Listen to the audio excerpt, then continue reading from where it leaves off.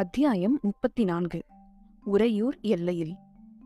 போன அத்தியாயத்துல இளஞ்செழியன் அல்லிய ராணிக்கு அறிமுகம் செஞ்சு வச்சதையும், ராணியும் இளஞ்செழியனும் படுக்க போனதுக்கு அப்புறம் அல்லியோட இன்னொரு விருந்தாளி அவனோட வாளால ராணிய 2 முறை தட்டி எழுப்பினதையும் பார்த்தோம். அதை தொடர்ந்து ராணி கண் விழிச்சதும் அவளுக்கு முன்னாடி இருந்த ஆஜானு பாகுவான வீரனை ஆச்சரியமாவும், தன் மேல அவன் வாழை வச்சிருந்ததுனால கோவமாவும் பார்த்தா. அதை கவனிச்ச அந்த வீரன் தன்னோட வாளை கையில பிடிச்சுக்கிட்டே தன்னோட தலைய தாழ்த்தி ராணிய வணங்கி பேச வேண்டாம்னு வாயை மூடி சைகை செஞ்சான். அவன் காட்டிய மரியாதையால கொஞ்சம் சமாதானமான ராணி அவனோட வாளை தன் மேல இருந்து ஒதுக்கி தள்ளி விட்டுட்டு படுக்கையில இருந்து எழுந்து வெளி தாழ்வாரத்தை நோக்கி நடந்துகிட்டே தன்னை தொடர்ந்து வர அந்த வீரனுக்கு சைகை செஞ்சா. அவங்க 2 பேரும் வெளியில போனதும் ராணி முன்னாடி மண்டி போட்டு வணங்கிய அந்த வீரன், ராணி, இன்றுதான் என் கவலை நீங்கியது. நான் உறங்கி நாட்கள் 8 ஆகின்றன. குருமார்கள் ஆசையால் இன்று நீங்கள் கிடைத்தீர்கள். அரச குடும்பத்துக்கு பணிபுரியவே யவன நாடு எங்களை பெற்றிருக்கிறது ராணி. உங்களிடம் தனிமையில் சில விஷயங்களை பேச வேண்டும். என் அறைக்கு செல்ல உத்தரவா, அல்லது இந்த வீட்டை விட்டே வெளியே போகலாம் என்பது ராணியின் சித்தமா? தலையை தூக்காமலேயே கேட்டான். தாம் பெருசா மதிக்கிற டைபீரியஸோட அந்த பணிவை பார்த்து ராணிக்கு சந்தோஷமாவும் கர்வமாவும் இருந்தது. உன் அறைக்கு போக வேண்டிய அவசியம் இல்லை டைபீரியஸ். வெளியிலும் செல்ல தேவையில்லை.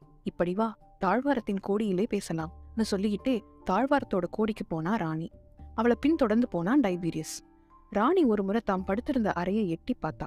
அங்க எந்த சத்தமும் கேட்காததுனால படைத்தலைவன் நல்லா தூங்கிட்டான்னு பேச தொடங்கி, உன்னை இங்கு எதிர்பார்க்கவில்லை டைபீரியஸ். உன்னை பார்த்ததும் ஆச்சரியத்தால் திடுக்கிட்டே போனேன்னு சொன்னான். அந்த ஆச்சரியம் ராணிக்கு மட்டுமல்ல, அதில் பங்கு இந்த அடிமைக்கும் உண்டுன்னு சொன்னான் டைபீரியஸ். உறையூருக்கு எதற்காக வந்தாய் டைபீரியஸ்ன்னு கேட்டா ராணி. தங்களை எதிர்பார்த்துதான் வந்தேன்னு சொன்னான் டைபீரியஸ். என்னை எதிர்பார்த்தா? ஆம் ராணி, நீ வீரன்தானே டைபீரியஸ். அதில் ராணிக்கு சந்தேகம் இருக்கிறதா? இல்லை இல்லை, நீ வீரன் ஆயிற்றே, ஜோதிடம் கற்க அவகாசம் இல்லையே, எப்பொழுது ஜோதிடனாக மாறினாய் என்பதற்காக கேட்டேன். இதில் ஜோதிடம் என்ன இருக்கிறது ராணி? என்னை எதிர்பார்த்து உறையூர் வந்ததாக சொன்னாயே டைபீரியஸ். இங்கு வருவேன் என்பது எனக்கே தெரியாதே. அப்படி இருக்க உனக்கு தெரிந்திருக்கிறதென்றால் ஜோதிடத்தை தவிர வேறு வழி ஏதாவது இருக்கிறதான்னு கேட்டா ராணி. அதுக்கு லேசா சிரிச்சுக்கிட்டே கொஞ்சம் ஏளனமாவும் அதே சமயத்துல மரியாதையாவும் பேசின டைபீரியஸ், ஜோதிடத்தை தவிர வேறு சாத்திரங்களும் உண்டு ராணி. தவிர நல்ல அறிவியல் ரூகம் என்ற ஒரு சாதனத்தையும் இறைவன் படைத்திருக்கிறான்னு சொன்னான். அவனோட ஏளனத்தை புரிஞ்சுகிட்ட ராணி, அப்படியா டைபீரியஸ், வேறு சாத்திரங்கள் இருக்கின்றனவான்னு கேட்டா. ஆம் ராணி, இருக்கின்றன. உதாரணமாக அரசியல் சாத்திரம் என்று ஒன்று உண்டுன்னு சொன்னான். ஆம் ஆம் இருக்கிறதுன்னு சொன்னா ராணி. அதை தமிழ்நாட்டில் உபயோகித்து பார்த்தேன்னு சொன்னான் டைபீரியஸ். எப்படின்னு கேட்டா ராணி. தாங்கள் இந்த மண்ணில் காலை வைத்தீர்கள். அன்றே இந்நாட்டு மன்னர் விபத்தில் வாண்டு இளவரசரும் மறைந்து விட்டார். அந்த விபத்தை உண்டாக்கிய புது மன்னர் யவனர்களை ஆதரிக்க முன்வந்தார்னு சொன்னான் டைபீரியஸ். ஏன்னு கேட்டா ராணி. யவனர்களால் தமக்கு தொந்தரவு ஏற்படாதிருக்கவும், அவசியமானால் அவர்கள் உதவியை பெற்று உள்ளூர் விரோதிகளை சமாளிப்பதற்கும் சொன்னான் டைபீரியஸ். இருக்கலாம்னு சொன்னா ராணி. தவிர அவருக்கு சேரனும் பாண்டியனும் உதவுகிறார்களாம். ஆம், ஆகவே வெளியில் அவருக்கு ஆதரவு இருக்கிறது. நாட்டுக்குள்ளே ஆதரவும் படைகள் உதவியும் வேண்டும்னு சொன்னான் டைபீரியஸ். அவசியம் வேண்டியதுதான்னு சொன்னா ராணி. இளஞ்செழியனும் அவர் படையும் இருங்கோவேலின் ஆசைக்கு சோழ நாட்டில் இருக்கும் பேராபத்துகள். ஆகவே படைத்தலைவரையும் அவர் படையையும் அழிப்பது இருங்கோவேலின் நோக்கமாய் இருக்க வேண்டும். அந்த நோக்கம் ஈடேற படைத்தலைவர் நடவடிக்கைகளை ஒற்றர்களை கொண்டு கவனிக்க தவறமாட்டார் புது மன்னர்னு சொன்னான் டைபீரியஸ். ஆம், தவறமாட்டான்னு ராணி ஆமோதிச்சா. ராணி இருங்கோவேல குறிப்பிட்டதுல மரியாதை இல்லைன்றதை கவனிச்சான் டைபீரியஸ். வானகரை குன்றிலிருந்து நீங்கள் கிளம்பிய நாள் முதல் நீங்கள் போகும் இடங்களை புது மன்னன் மட்டுமல்ல, நானும் விடாது கவனித்து வந்திருக்கிறேன். நீங்கள் புகார் பிராந்தியத்திலிருந்து கிளம்பிய 2 நாழிகைக்கெல்லாம் யவன ஒற்றர்கள் உங்களை தொடர்ந்திருக்கிறார்கள். உறையூரிலிருந்து இருங்கோவேல் கருவூருக்கு சென்றிருப்பதாகவும் செய்தி கிடைத்தது. இருங்கோவேல் சாமானியமானவன் அல்ல. அவன் ஒற்றர்கள் இல்லாத இடமில்லை என்று புகார் கோட்டை தலைவனே சொன்னான். ஆகவே நீங்களும் கருவூர் சென்று இருங்கோவேலும் கருவூரில் இருந்தால் அவன் படைத்தலைவரை சிறை செய்து கண்டிப்பாய் உறையூர் கொண்டு வருவான் என்று ஊகித்தேன். ஊகத்தில் தவறுதல் ஒன்றுதான் சொன்னான் டைபீரியஸ். என்ன தவறுதல்னு கேட்கிற மாதிரி டைபீரியஸ பார்த்தா ராணி. இருங்கோவேல் உங்களை அழைத்து வருவான், படைத்தலைவர் சிறைப்படுவான் என்று நினைத்தேன். ஆனால் இருங்கோவேலை ஏமாற்றி படைத்தலைவர் உங்களை உறையூர் கொண்டு வருவார் என்பது எனக்கு தெரியாது. ஊகம் அங்குதான் சிறிது தவறிவிட்டது. உங்களை தப்புவித்து படைத்தலைவர் வானகரை செல்லாமல் ஏன் இங்கு வந்தார் என்பதுதான் புரியவில்லை சொல்லி நிறுத்தினான் டைபீரியஸ். உடனே அனுமதி கொடுத்தால் நான் புரிய வைக்கிறேன் இளஞ்செழியனோட குரல் கேட்கவே ராணியும் டைபீரியஸும் சட்டுன்னு திரும்பி பார்த்தாங்க. எந்தவித ஆச்சரியத்தையும் முகத்துல காட்டாம சிரிச்ச முகத்தோட அவங்க பின்னாடி நின்னுகிட்டு இருந்த இளஞ்செழியன் டைபீரியஸ பார்த்து, யவனர் படைத்தலைவரே, ராணியிடம் நீங்கள் காட்டும் அன்பு இணையற்றதுன்னு பாராட்டினான். சோழர் படைகளின் உபதலைவருக்கு இது விந்தையாய் இருக்கலாம். எங்கள் நாட்டில் இது ஆச்சரியமல்ல. யவனர்கள் தங்கள் அரச குடும்பத்தினரை காப்பதற்காக உயிரையும் விட கடமைப்பட்டவர்கள்னு சொன்னான் டைபீரியஸ். இந்த இடத்தில் உங்களை நானும் எதிர்பார்க்கவில்லை, ராணியும் எதிர்பார்க்கவில்லைன்னு சொன்னான் இளஞ்செழியன். அதை ராணியே சொன்னார்கள். ஆனால் தங்களை இருங்கோவில் சிறை செய்தால் ராணியும் இங்குதான் கொண்டு வரப்படுவார் என்று நம்பியே இங்கு வந்ததாக ராணியிடம் சற்று முன்புதான் கூறினேன் சொன்னான் டைபீரியஸ். அதை நானும் கேட்டேன். தங்கள் ஊகம் சரிதான், ஆனால் அதில் ஒரே ஒரு தவறு இருக்கிறதுன்னு சொன்னான் படைத்தலைவன். தவறா? என்ன தவறு படைத்தலைவரே கேட்டான் டைபீரியஸ். இருங்கோவில் யவனர்களின் நண்பன் சொன்னான் இளஞ்செழியன். ஆம், இருந்தும் ராணியை பயமுறுத்தினான். என்ன, எங்கள் ராணியையா?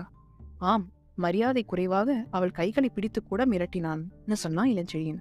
அதை கேட்டு டைபீரியஸோட முகத்துல கோவம் ஜுவாலையா எரிஞ்சது. ராணியை தூக்கி போவதும் அவனது நோக்கம்.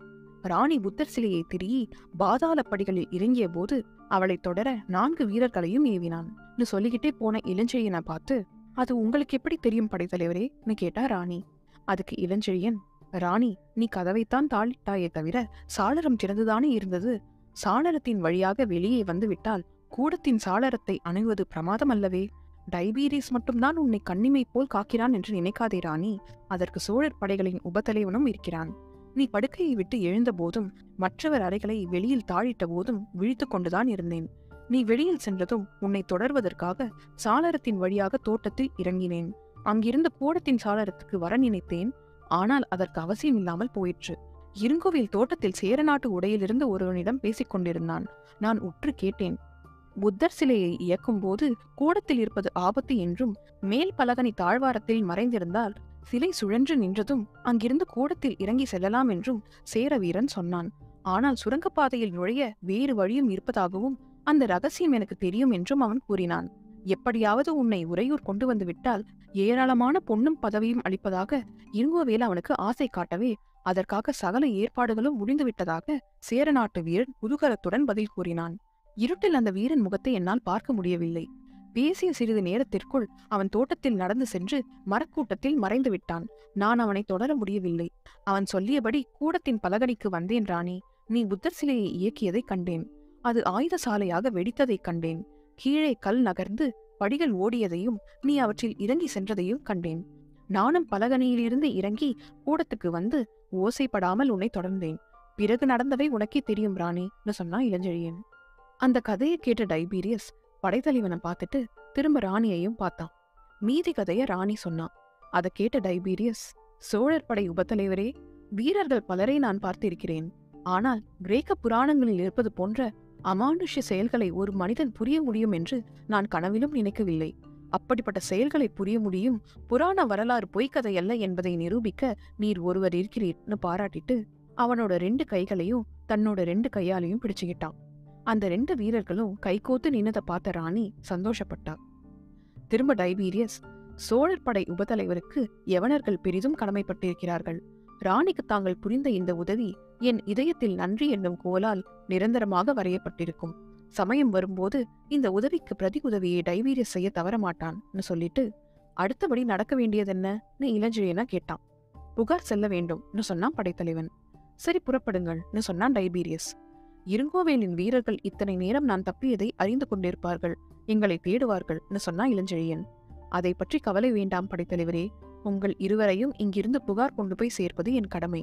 நான் சோழ நாட்டில் எந்த இடத்திலும் உலாவ எதையும் செய்ய சோழ நாட்டு பேரமைச்சரே அதிகார ஓலை எழுதி கொடுத்திருக்கிறார். அதை இதோ வைத்திருக்கிறேன். நீங்கள் இருவரும் இளைப்பாருங்கள், சற்று நேரத்தில் வருகிறேன்னு சொல்லிட்டு அங்கிருந்து வெளியில போனான் டைபீரியஸ். அவன் வெளியில போனதோ அல்லியை எழுப்பிய இளஞ்செழியன், அல்லி, உன் விருந்தாளி எங்கள் நண்பர்தான். உங்களுக்கு எப்படி இவரை தெரியும்னு கேட்டான். தந்தை புகாரில் இருந்து இங்கு வரும்பொழுது வழியில் அவர் ரதத்தில் இரிசு முறிந்து விட்டது.